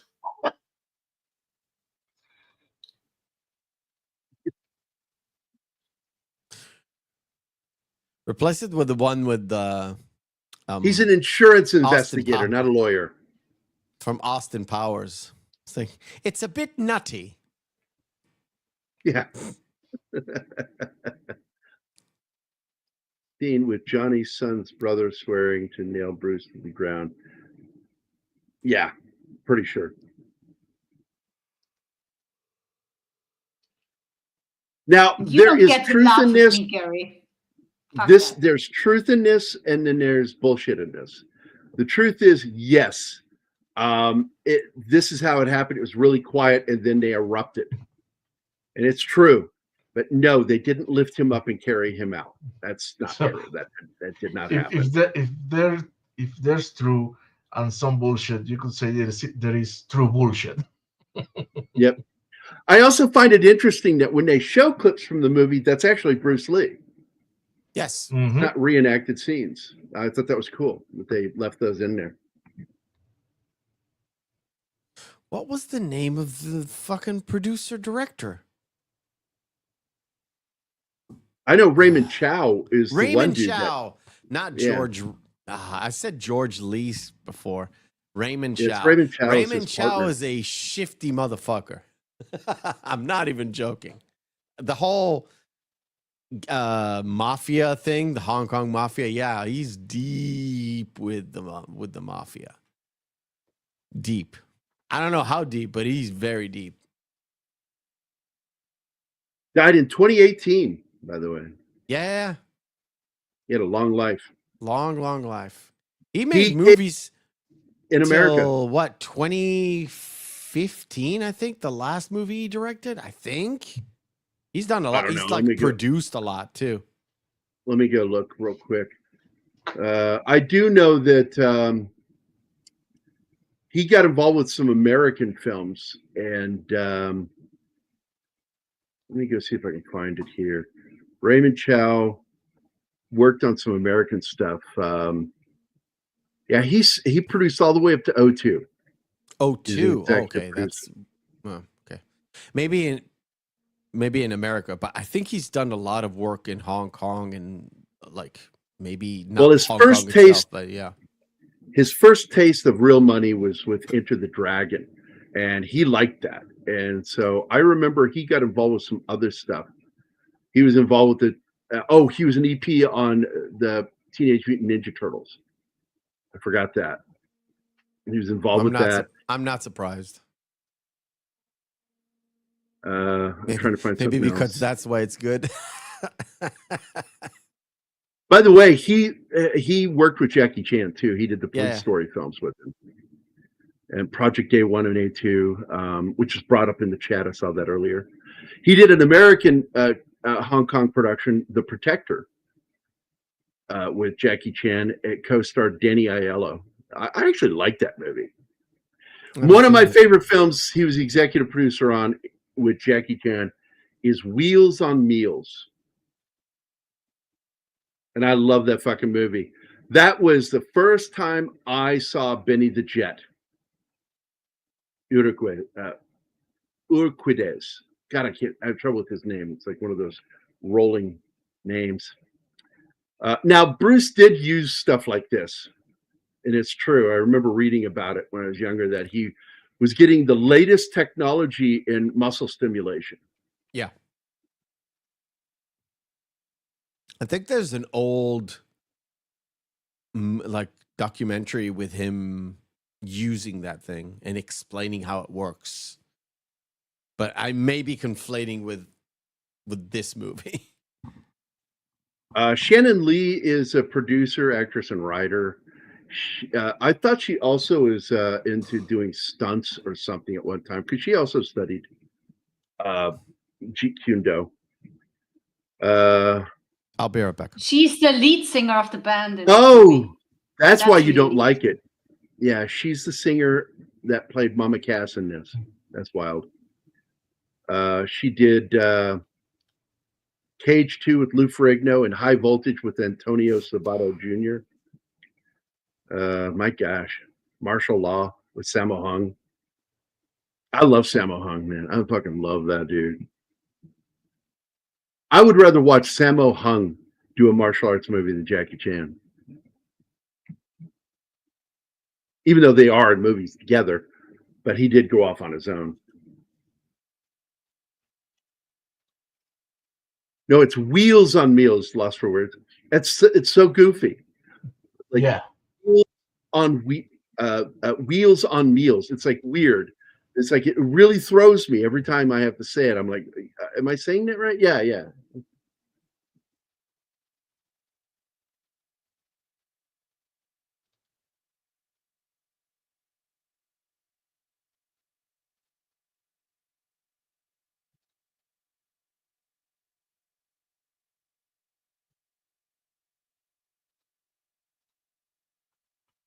I'm looking. She was in the movie, the Sci-Fi Channel movie Epoch, which I thought was pretty good. I thought it was pretty good. Fred Ward's in that too.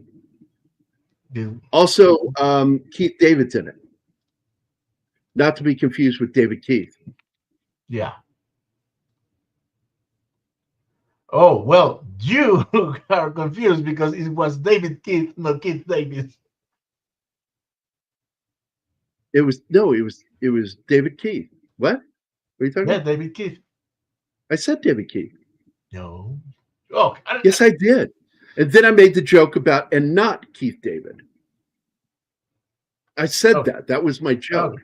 because Okay. that is the name that gets confused a lot, conflated.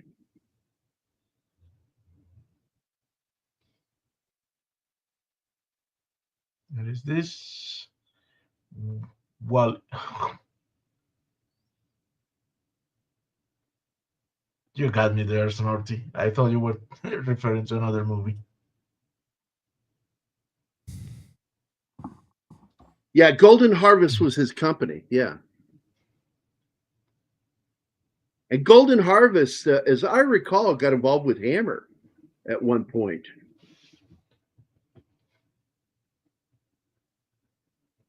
Sandra is obsessed with Team America. Yeah, but we do not have that clip. He's just trying to derail, I think. Yeah, Golden Harvest was a prominent Hong Kong studio known for producing martial arts films, and it did start co-producing some films with Hammer Studios right around 1970.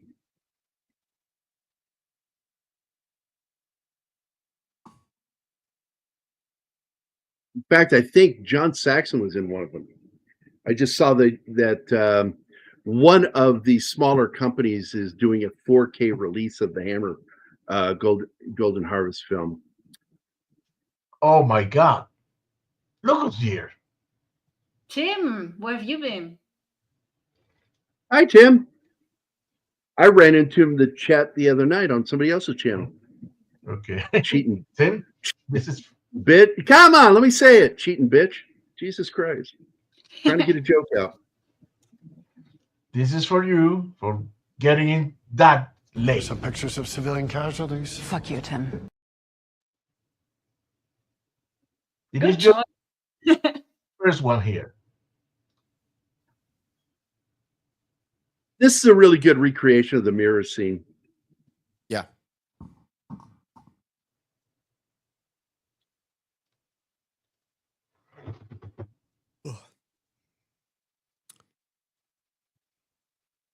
Sorry, I'm getting sleepy. It's almost 1 a.m. I'm already sleepy. No, I get it.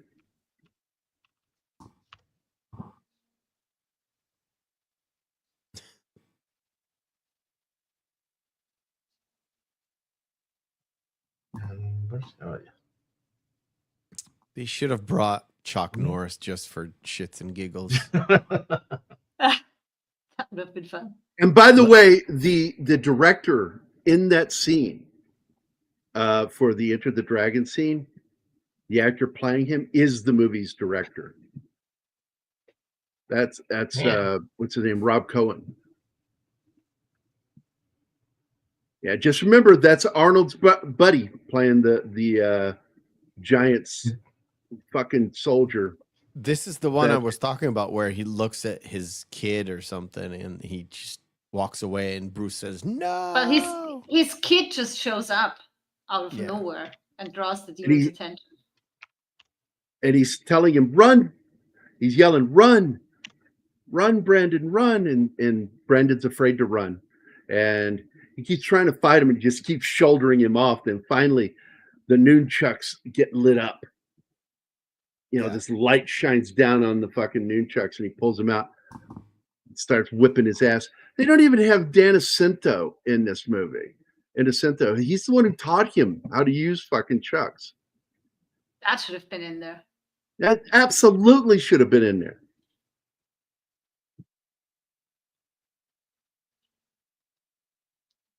Yeah, Cynthia Rothrock was, oh, man. She was hot and dangerous. So double danger. Double danger. You are worthless, Alec Baldwin. And then he wakes up, and then the director, played by Rob Cohen himself, the film's director, says, "You okay, buddy? It felt like we kind of lost you for a second there." Yeah. And of course, the wonderful thing about that is he believes he's defeated the demon. But that demon doesn't exist. It's just bullshit. But it's great for dramatic purposes. He told Linda, though, he collapsed in May, and then he collapsed the second time and died from that one. And both was cerebral edema. Only they pulled it off and saved him the first time. And he told Linda that day that he had a bad feeling, as if a demon was trying to drag him away all day long. So he did know that something was off. Yeah, and by the way, Paul, it's one of my favorite moments in cinema history. Bruce Lee in that mirrored room, man. That is something else. We need to watch that movie, Anima. I want you to watch it, Enter the Dragon, because we are going to start doing some Bruce Lee films. I've already made thumbnails for him. Bruce was obsessed with the mirror. Yep. So this is the end of the film right here. I want to do Time Bandits. We don't have to watch him die. Instead, we see him standing up there on one of the biggest films he would ever make. The biggest film he would ever make. Into the Dragon. And it's a classic, and people still love it today. I love that movie still. You get all the info that you need at this point from Linda's voiceover, telling that this was the last scene he ever made. And then they mentioned Brandon dying. Yep. Died before this movie was released.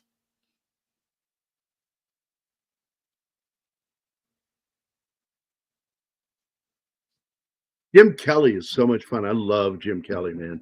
He's in that movie. John Saxon. You got Robert Wall, man. That dude was something else.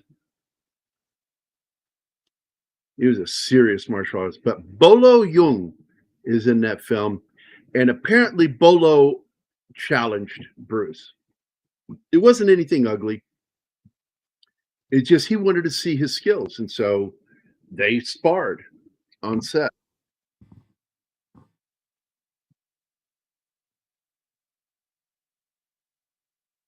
Yeah, I think it's a beautiful ending to the film. We don't need to see him die.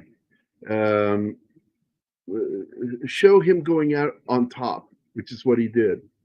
And he had partially filmed, and I wish they had stuff like that mentioned more heavily in the film, that he was making another film, and he had to stop to make Enter the Dragon, which is Game of Death.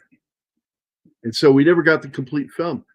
I have watched the complete footage of what we do have that was restored, and it's beautiful to watch. And we get to see him fight Dan Ascento. We get him to we get him to see fight Chuck Norris and Kareem Abdul-Jabbar in the same movie. Game of Death. Yeah, they released a fake version that has the footage in it, but they got this actor they call Bruce Lee to play Bruce Lee. Yeah. And it's so bad. This is what they did. They took a cutout of Bruce Lee's face and put it over his face in the mirror. It's just a cutout stuck to the mirror. I'm not fucking kidding you. Watch that movie. It has the other dude that was in a lot of Westerns, including James Garner's TV series Maverick, that plays the heavy in the movie. It's a terrible film. And it's so funny. Game of Death is the one that is responsible for the yellow jumpsuit with the stripe on the side. Yeah, they did that with what's his name? Quentin did that. Yeah, and there he is throwing a nod to Bruce, and then he kind of shits on him in Once Upon a Time in Hollywood. And I'm like, God damn, man. And in an interview, he says, I don't give a fuck who has a problem with that. Now, if Shannon has a problem with it, yeah, I'm sympathetic, but I don't give a shit about anybody else. If they're not related to Bruce, I don't fucking care what they think. And that's just Quentin Tarantino being what he is. And I think he's kind of a dick for being that way. And I think he's kind of a dick in real life.